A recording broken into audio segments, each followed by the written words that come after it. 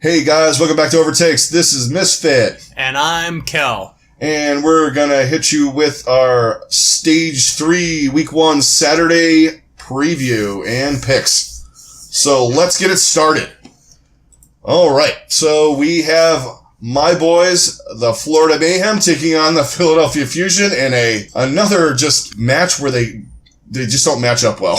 Yeah, I mean, you guys got the real shit end of the stick. For the second stage. Right, second stage in a row. Just like, hey, here's like 3 of the top 3 teams in the league. Yeah. Have at it. Yeah. Oh, London, you don't have to worry about London this week. Right. They're next week. Yeah. So, okay, so this one, this is going to be an interesting match. Yeah. It's not going to be terrible. It's all maps that we've seen.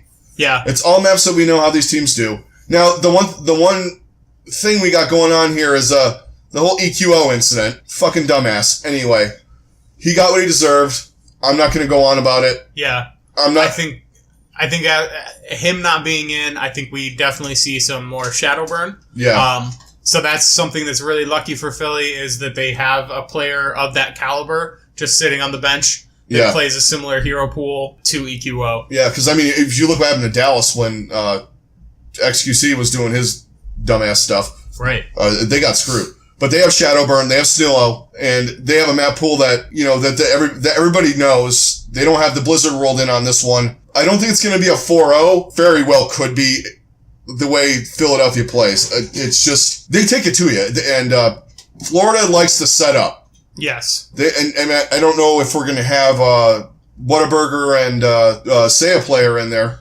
Good Lord, these names. But, the regular lineup, Florida's regular lineup likes to, they like to, if you give them like a moment to set up and, just get positioning, and all that kind of stuff and figure out what they want to do, they're going to kill you. But very formidable. But if you come at them like Philadelphia comes at people, just like right up in your face and just, they don't slow down for anything. Yeah. That's where they have trouble. Because if in the matches they had trouble on the last stage, it was like when New York was like spawn camping them, just bringing it to them. If you bring it to Florida, they have trouble. Yeah. Especially on these maps. Because the hybrids are terrible, and Numbani doesn't fit their hero pool style, really. No, it really doesn't. But I don't think it's nearly as bad as Hollywood. Yeah, I think Hollywood was far and away one of the worst maps that they've had.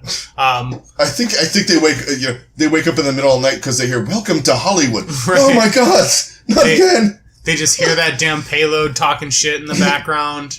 Jesse McCree. What kind of name was that for a cowboy? Yeah. So yeah, like I obviously can't pick the Mayhem in this game, but at the same time, I don't think that it's going to be a sweep. I think Florida takes at least one map. It could just be the last map. But I feel like if they take one, it's probably going to be Volskaya. Yeah, Volskaya they're really good on. Because that is one of their best maps.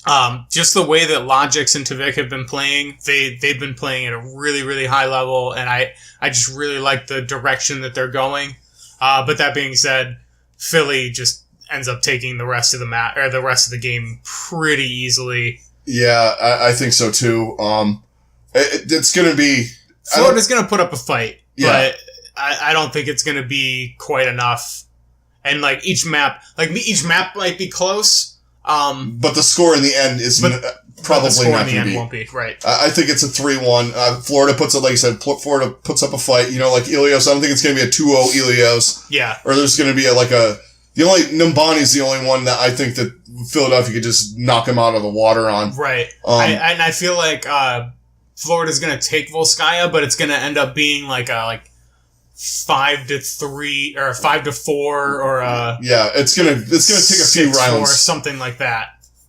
That's gonna be a couple rounder. Yeah. The big problem that they have, and from the last time they played, is Carpe. He just absolutely destroys them. Yeah, Carpe really has it out for them. I don't know what it is, but they just can't handle him. And then I feel like Snillo is gonna do the very same thing to them on 66. Yeah. So okay. There's really not a lot to be said about that match. Right. It's kind of a mismatch. I mean, Florida is better, but they're not on Philadelphia's level right now. Yeah, definitely not. Okay, let's move on to the next match. We have the Houston Outlaws and the Boston Uprising. This is a rematch from back in the first stage. Yeah. Saturday. Some of the same maps on here, too, actually. Right.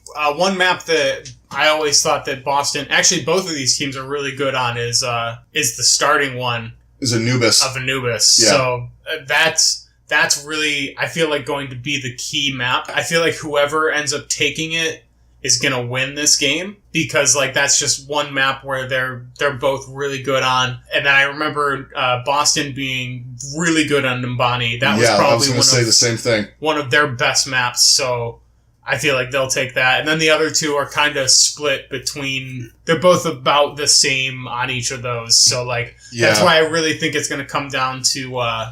it's going to come down to what Nepal and who does what on the first map. Yeah.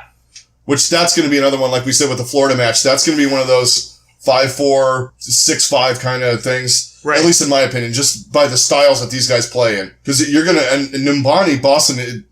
Honestly, I think that was their best map of the whole season so far. Yeah, I agree. Because that's where we really saw Dream Casper starting to go off and Striker go off. And that's when they started playing Note a lot more on the Diva. Yeah. That's going to be tricky for Houston to beat them on that, I think. It is. Nepal is... I lean towards Houston on Nepal myself. Yeah, same. I think the one section that... Pretty much any section where... Boston can have Dreamcaster playing as Farah is going to be a part where Boston has the advantage. Yeah. Because when he can play Farah and he can play her effectively, then they are a really hard team to beat because he is an incredible Farah and just makes plays with her. Yeah, he does. Striker is better than any Tracer that they got. This is one of those situations, too, where the Jake Rat is definitely in favorable positions, and Lynxer's hero pool is definitely in play here, too. Especially Widow. Yeah. There are, like, 3 maps in this match where he can just play Widow pretty much the whole time. Anubis, Junkertown for sure. Numbani. In parts. Yeah. Not really on... And there's a few spots in Nepal. Yeah. Maybe on the inside Sanctuary. Yeah. Yeah, that's generally where people will play. And they're going to need his McCree, though. They will. Because this is going to be a lot of Farah going on. And he's really good. Him and Jake are really good on 76. Yep. So, obviously, you see where I'm going in this. I'm taking Houston.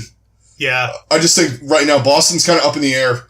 Houston's looking to get back. This map pool just favors Houston. You bring in these maps where they don't have to worry about too much Tracer play. I mean, Tracer's always in play. Yeah. But it's not, she's not as able to be as impactful on these maps, and they can control where she is, and like there's only so many places that she can come in from, so they can kind of plan ahead a little more, unlike some of the other maps where she just can have free reign of the whole place. Yeah, like some of those maps like Gibraltar and things like that, where she just runs around like a maniac. Yeah. At least the good players. There's lots of like little cover and shorter high ground, things like that is where she really excels, and there's just not nearly as much of that. Yeah, especially like on Junkertown where you have that big open area in the front. Maybe towards the back half you have to worry about her a little bit. Yeah. But I feel like nobody gets to the end of that map anyway. Yeah. It's fighting over who gets past the second door. Mm-hmm. It has nothing to do with finishing that map. Really, the first match in the Overwatch League was the first, and I think the only time we saw when Dallas played Seoul, where they went in that weird 6-5 thing. Yeah. That's the only time you saw anyone finish that map. I mean, it happens, see it every once in a while, but yeah, it's definitely... It's one of the least finished ones, for sure. Absolutely. Especially on the escorts. Dorado, they usually finished. Yep. Or got, within a foot. Yeah. And the same thing with, what was the other 66. one? 66 they usually get close to. Once they get inside the doors on 66. 66 kind of tends to be a little similar to Junkertown in that respect. Because you can usually have a pretty formidable defense there. And that spawn room is literally right outside. It's it's closer than Hanamura almost. Yeah. But yeah, I'm going Houston. Yeah, I am. I wanted to go Boston, but I'm just not sold on them. I don't see them coming back to the way they were in the first stage. I mean, it's possible that they're going to have some wins, but I don't think it's this one. Yeah, I don't think so either. I think they're going to take care of some teams that you didn't expect them to, but I think Houston they kind of match up. Their matchup is not favorable to Boston. Yeah, agreed. The play styles and all that. Okay, so now we're going to move on to the match of week 1. Okay, so this was what everybody thought was going to be the stage 2 playoff. Final, yeah. Yeah, final. And we have the Excelsior and the Spitfire. This is always enjoyable. I will never not watch this. No. I will never... I usually watch this one twice. Yeah. Because there's shit you miss because just the way they play. Same map pool as all day. And I like how they're doing that in this stage too. Mm-hmm. Everybody's playing the same map pool for the whole day. So you kind of have a feel. Because then in the first 2 stages, there's always a couple matches in there where they had it mixed up a little bit. It's slightly different because they're playing Blizzard World. The other 2 were playing Numbani, but that's it. I guess, never mind. So forget about what I just said there. And I want to see what New York and London do against each other on Blizzard World. And Anubis is going to be stupid like it always is with those 2 teams. Right.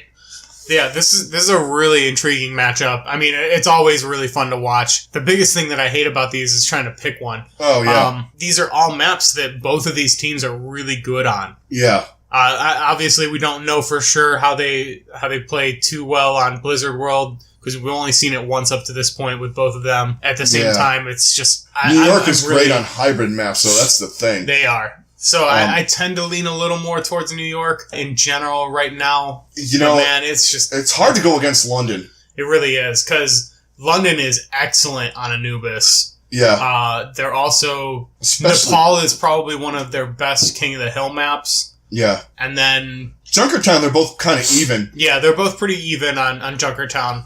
See, this is the one where you get... London pulls out stuff like they have Bird Ring on Widow, and then they just let Prophet do whatever. Yeah. And they'll just swap and play whoever, and...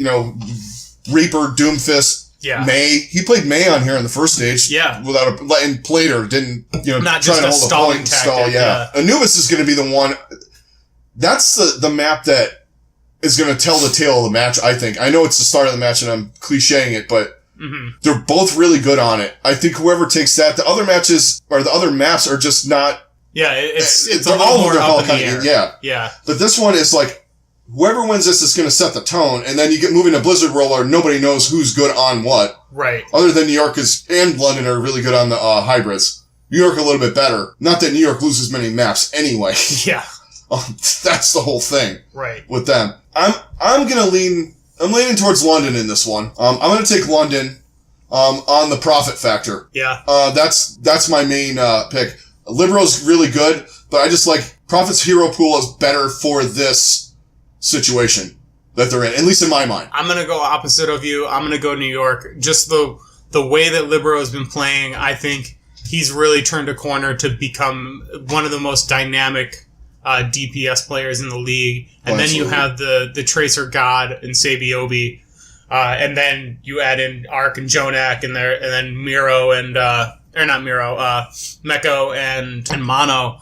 I mean, it's just such a great team, top to bottom.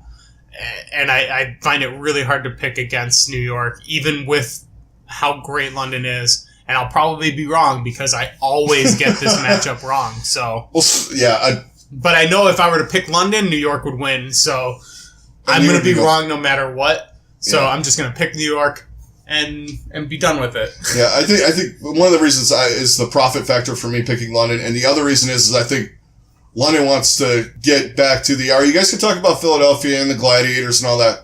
We still here, and we're going to cause a lot of problems for the rest of you, so get ready. I do think that London is out for blood in this stage for sure. Okay, so that's going to wrap up Saturday. Don't forget, guys, we have the High Noon Pick'em pool going on. Just the link's going to be down below. Be sure to click on that, join up with the league. If we get past 25 on there, we'll start up another page. Not a big deal. If we get over 200 subscribers by the end of Stage 3, for Stage 4, we will have a prize for the winner of Stage 4. Don't forget to do all the other good stuff like subscribe, hit likes. We're going to be on Discord. Probably somewhere around this match, at least I'll be on. I'll be on because I got things going on early in the evening. I'll be on late at night. But this is the match we're going to want to talk about anyway, so I'm going to fire open the Discord. You guys come in. We can, we'll probably hit the stream and, look out for us in the beginning of the week too with the review and some, of course, we're going to do some of the Retribution and Uprising stuff early in the week too. Yes. Once that comes out on Tuesday, everyone's going to be absorbed with that, including us. Yes. So you guys have a good rest of your weekend. And we'll see you guys on the next one. Later. Later.